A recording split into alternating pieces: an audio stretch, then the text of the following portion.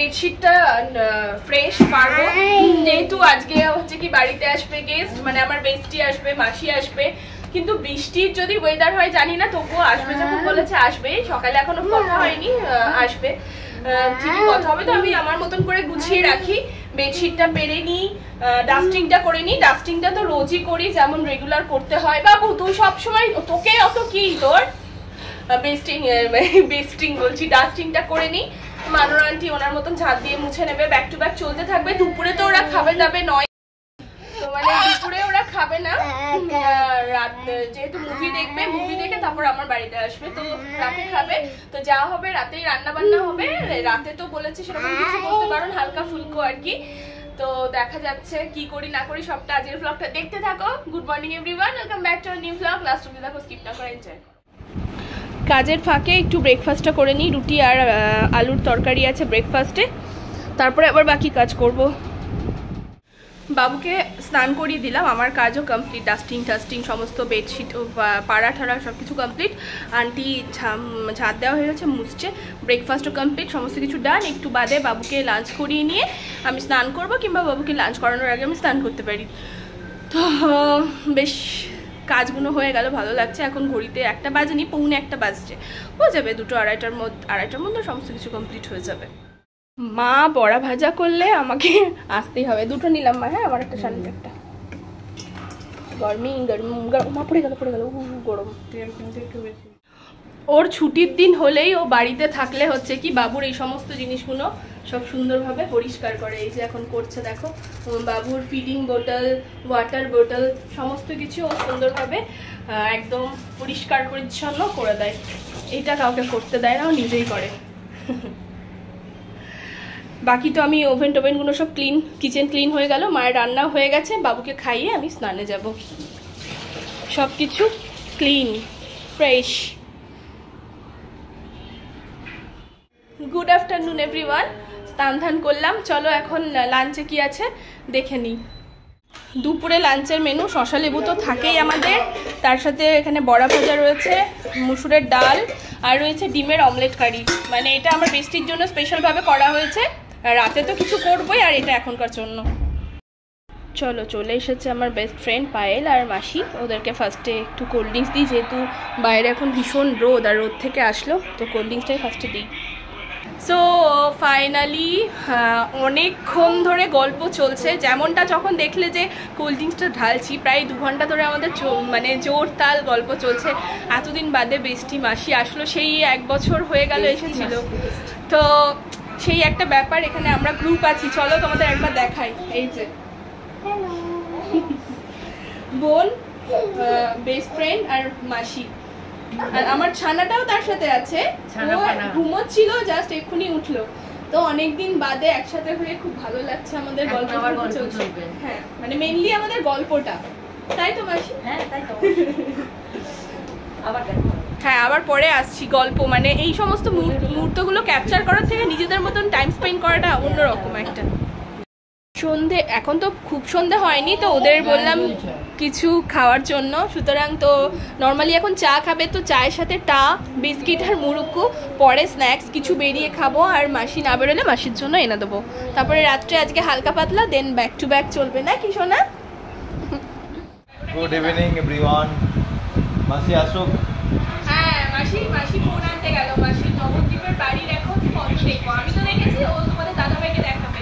আর বোন আর পায়েল দুজন মিলে গেল একটু ঘুরতে, আমাকেও যেতে বলছিল, আমি বাবুকে খাওয়াবো বলে আমার আর হয়ে উঠলো না, আমি একটু বাড়িই যাবো। মাসি আসছে, পরে যাবে তো, ওরা আসবে টেনশনে যাবে।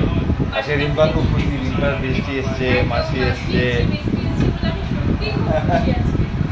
এর আগের ভিডিওটা তো দেখেছে না? হ্যাঁ যারা আমার পুরনো ভিউয়ার্স আছো তারা আগেই দেখেছো, নতুন ভিউয়ার্স দেখে নাও। মানে আমার বেস্টি এটা এখন কি সিরিয়াল করছে এখন? ওর সিরিয়ালটা বলছে কি ছিল গো? যোগমায়া না? যোগমায়া সিরিয়ালটা জীবনে রিসেন্ট শেষ হলো, ওটাও করেছে। এটা কি 3টে সিরিয়াল হলো, সর্বজয়া, যোগমায়া, আর একটা হচ্ছে কি, ওটা ভুলে গেছি। সর্বজয়া, যোগমায়া, আর একটা হচ্ছে দুটো 3টে, ওই যে জগদ্ধাত্রী সিরিয়াল, সর্বজয়া, যোগমায়া, সর্বজয়া। আচ্ছা ও তোর বাড়িতে নেট আমার ঠিক করা আছে তাই না? কানেক্ট হয়ে গেছে। অটোমেটিক সেট করা আছে মনে হয়। কি আছে? ও মাসির ব্যাগে বাবু ইয়ারফোন আছে করে দিয়েছে। কখন ঢোকালো? লাগিয়ে দিয়েছিলাম যে মাসি একবার ফার্স্টে লিখে দিয়েছে একটা। কখন করলো কাজ? আমি তো লাগিয়ে দিয়েছিলাম।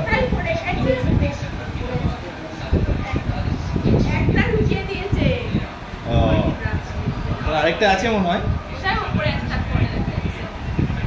মাসি ফেসবুকে আবার আছে, মাসি ফ্রেন্ড ফেসবুকে। এই যেমন নবদ্বীপ বাড়ি। তাই?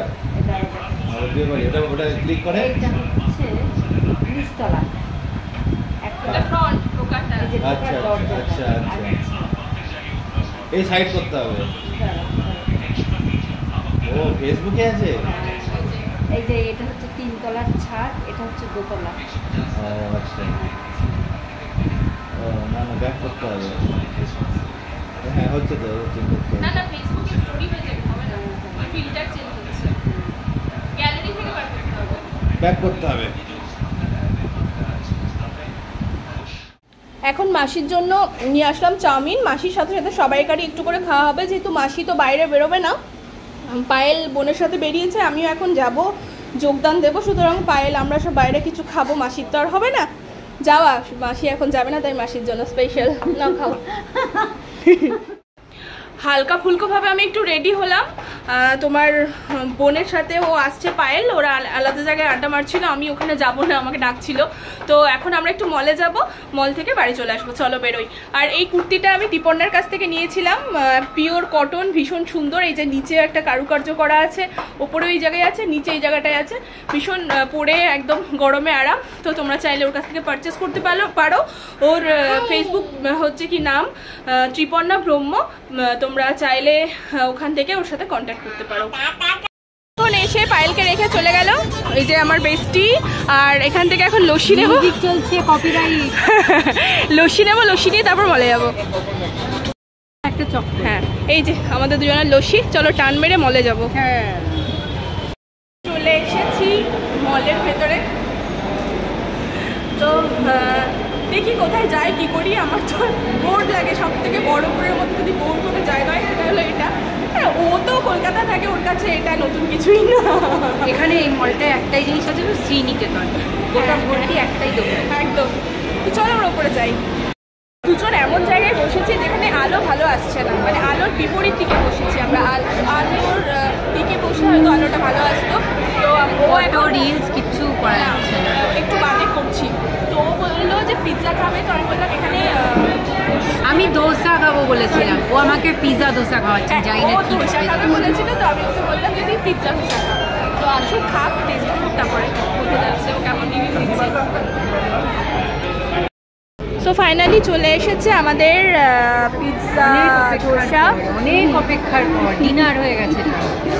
তো চলো এটা আনি। এখানে সাম্বার, চাটনি সমস্ত কিছু আর আছে। wait করে যাচ্ছি। হ্যাঁ খা, দিয়ে রিভিউ দে কেমন। আমরা বেরোলাম এবার মল থেকে। বল পিৎজা দোসাটা কেমন লাগলো? দারুণ ছিল, সত্যিটাই দারুণ ছিল। আমি ভেবেছিলাম লেজে গোবরে কিছু একটা হবে, কিন্তু না, ভালো ছিল। হ্যাঁ ওকে যখন আমি ফার্স্ট টাইম বলে বললো পিৎজা খাবো, না তুই খেয়ে দেখ, এটা এখানকার ফেমাস, ভালো লাগে। তুই কই? এই যে আমরা তিনজন, এদিকে মুখটা একবার দেখা। অনেকদিন বাদে বেশ ভালো লাগছে, কিন্তু এখন তিনজনেই মোটা হয়ে গেছি। ও একটু মোটা হয়ে গেছে, কিন্তু ওকে মোটা বলা চলে না, তবে মোটা আগের থেকে ওয়েট বেড়েছে। তো চলো কাপ্পাতে আসলাম এখন রাতের বেলায় চা খেতে। কিন্তু আর যাওয়ার সময় আমরা বাইকে যাব না, আমরা যাব তোমার টোটোতে।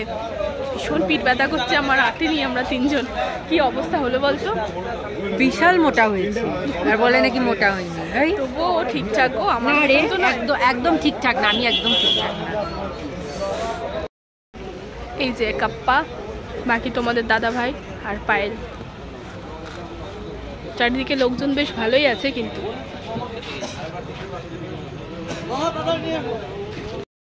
আমরা চা নিয়ে নিয়েছি, এখানে আমাদের দুজনেরটা রয়েছে, আর ও তো খাওয়া শুরু করে দিয়েছে। অনেকদিন বাদে কিন্তু এরকম চা খাচ্ছি, আমার তো হয়েই ওঠে না। দিচ্ছি দাঁড়া। তো রাতের ডিনারে বসে পড়েছি, মাসিকে আর পায়েলকে খেতে দিয়ে দিয়েছি। রাত বলে সেরকম কিছুই করিনি, নর্মাল ভাত, তার সাথে মুসুর ডাল না মটর ডালের বড়া ভাজা, এখানে রয়েছে মাছের কালিয়া, এখানে মাছের মাথা দিয়ে মুগ ডাল, আর ডিমের অমলেট, তো আলু দিয়ে একটা তরকারি। এই হলো আজকের আয়োজন। হচ্ছে কি পুরো অন্ধকার, যে যার মতন আছে আর কি। এখানে পায়েল আছে, শুয়ে পড়েছে, বাট আমরা ওই রুমে শিফট হবো এখন। আপাতত এখানে গল্প করছি, বোন ওখানে, মা এখানে লেটে গেছে, আমি এখানে আছি। তো চলো, তার সাথে সাথে ভিডিওটা এখানেই এন্ড করছি। ঘড়িতে বাজছে পুরো 1টা 1, দেখতেই পাচ্ছ। যদি কোথাও ভালো লাগে লাইক করো, শেয়ার করো, সাবস্ক্রাইব করো। টাটা।